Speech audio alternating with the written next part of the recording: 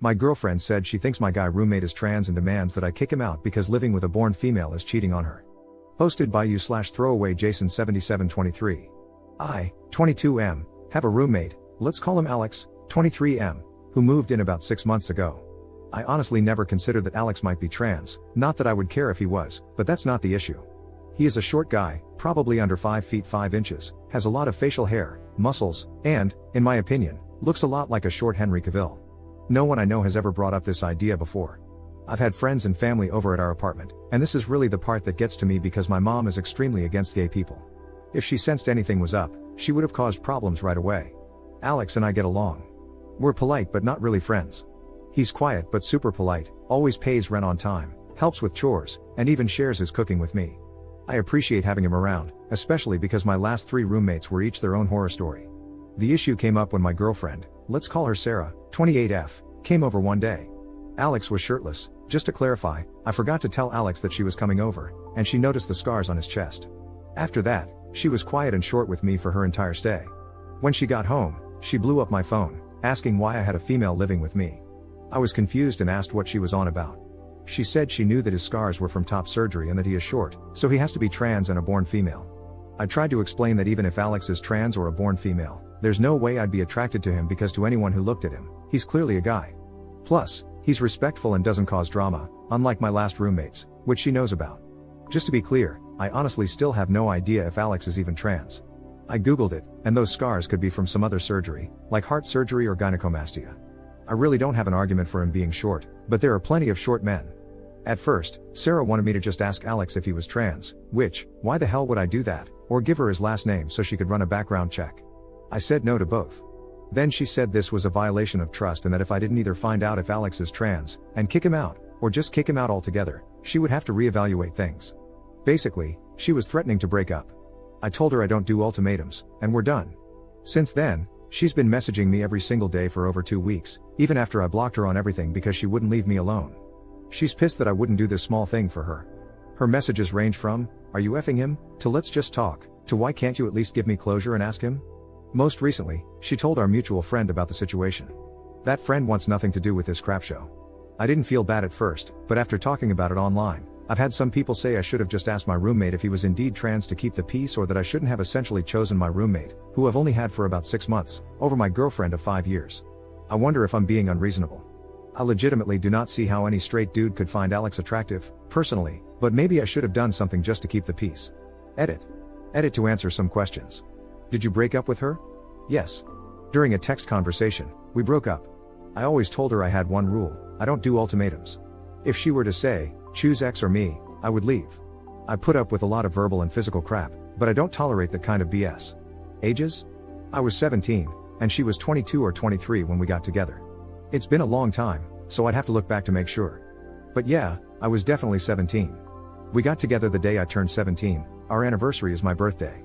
We couldn't get together before then because of the age of consent in my state, which I now understand is really messed up. I don't know if it helps, but we've known each other our entire lives. My mom is her mom's best friend. When my mom worked, I would go over to Sarah's mom's house so I wasn't alone. We started talking and flirting when I was about 15 or 16 but didn't cross any physical lines until I turned 17 because I didn't want her to get arrested. I get that it sounds bad, I really do. But at the time, I didn't see it as bad. Just in case it's asked, our moms encouraged it. Why would you want to be with someone like that? I really don't. I didn't realize it was transphobia until some people here talked to me about it. I thought it was just her being jealous, but I now understand how messed up it is. Please understand I live in the Bible Belt. I didn't even know trans people existed until I was 16. My personal thoughts are that I don't see a problem with people being trans or transitioning. At the end of the day, it isn't my business. Is Alex trans? I have no clue. He could be, but he could have also had breast cancer, gynecomastia, heart surgery, lung surgery, or any number of other procedures. It's not my business. Is Alex safe? I'll talk to him when I get home and then talk to my landlord. I will change my gate code and have her removed from the allowed guest list. I'll also ask my landlord not to let her in personally. She hasn't been too violent in the past, but I also didn't know she was this unhinged before either. Was there abuse? I feel like this has been implied in some questions. I don't know. Has she insulted me? Yes.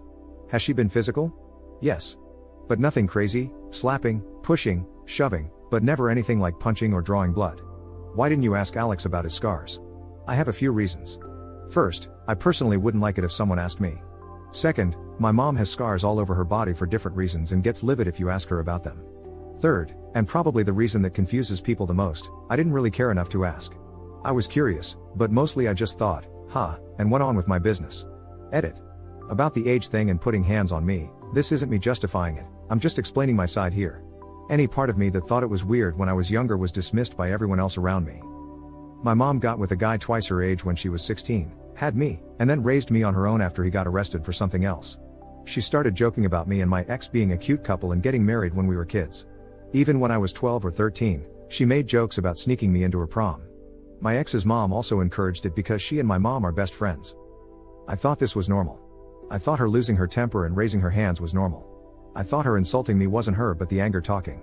If you have everyone around you telling you something is okay, even if it isn't, it really does mess with you.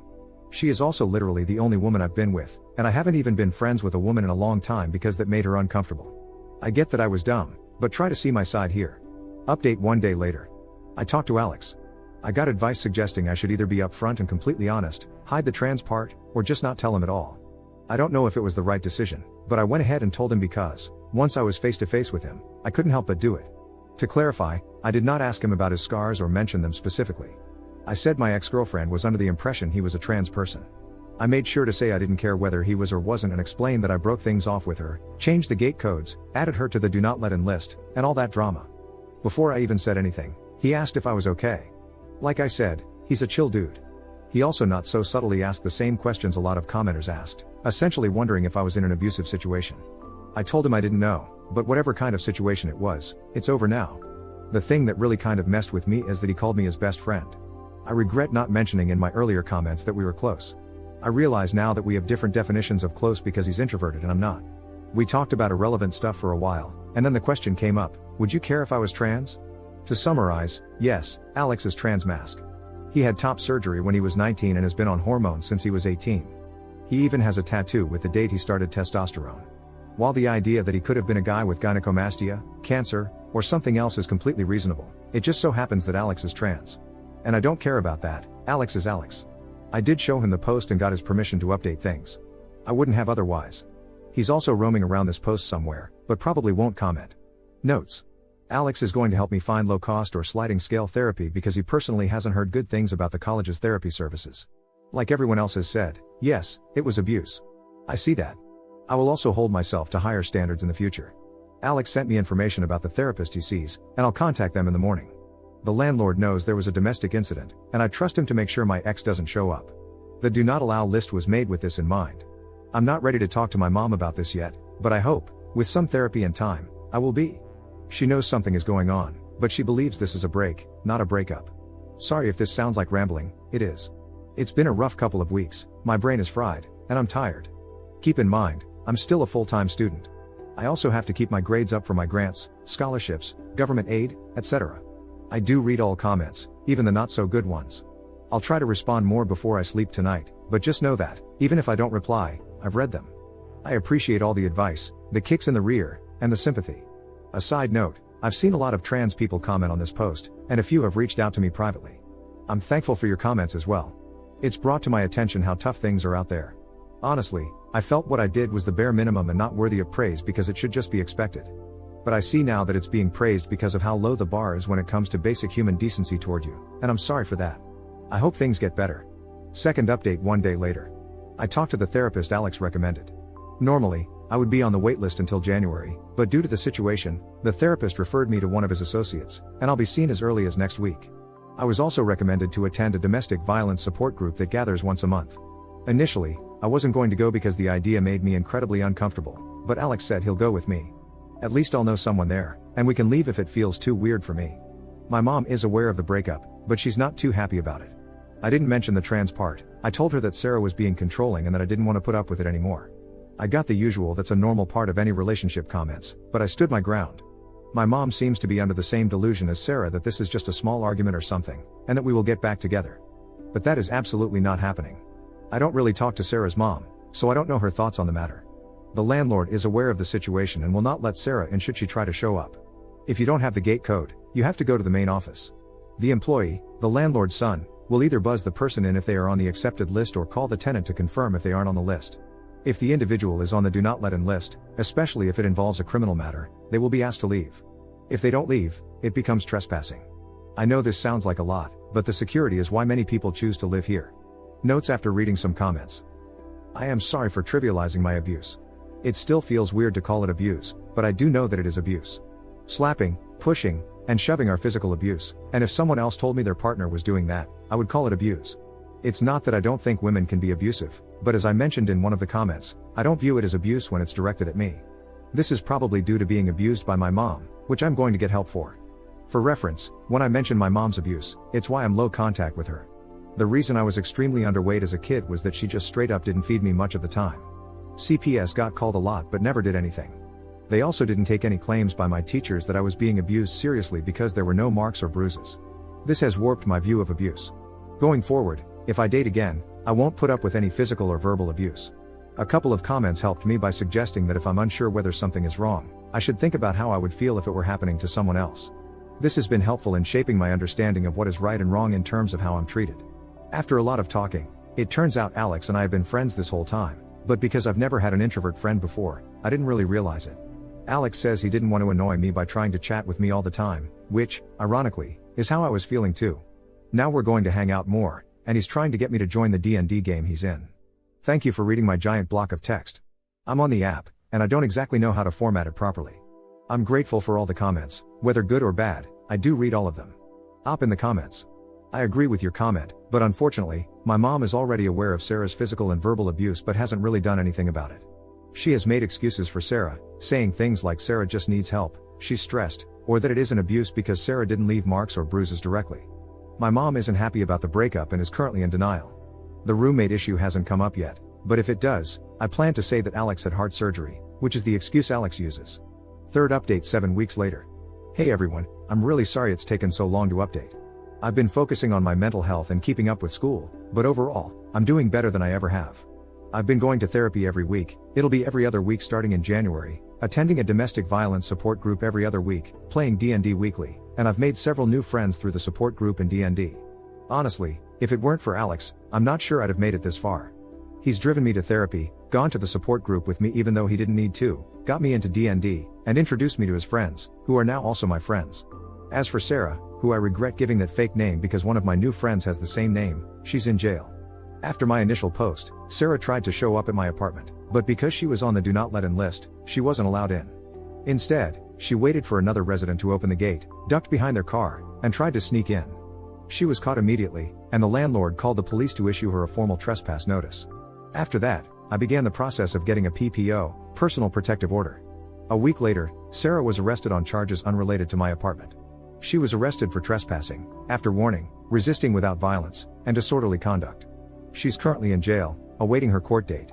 It's likely not going to go well for her since she was already on probation for a second DWI/DUI, and one of the conditions of her probation was to not break the law. How do I know all this? A mutual friend posted it on his Snap story. More good news, my PPO was approved on Monday. It took too long, in my opinion, but whatever, it's finally done. Now, for some difficult news, I'm officially no contact with my mom. I know logically this is the right decision because she's not a healthy person, but it still hurts. After talking with my therapist and in the support group, I realized that my views on healthy relationships and abuse were really warped, especially by my mom. I know some might say it's important to forgive her or at least give her a chance to change, but I just can't. I can't bring myself to forgive her.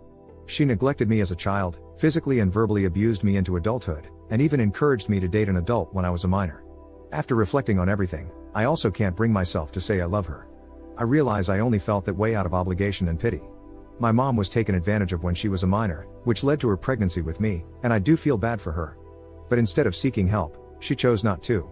Now, I'm using her as a reverse moral compass. Whatever she did, I now try to do the opposite. This Christmas, I'm spending time with Alex and his family, which I guess is now also my family. Thanks for all the continued support you all have given me. Commenter. I am really happy for you.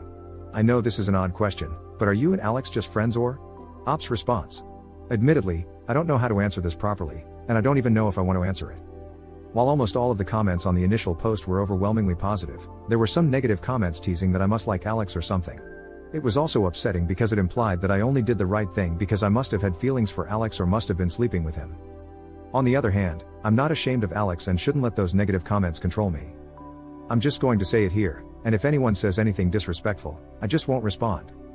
Very recently, as in the past few days, I started dating Alex.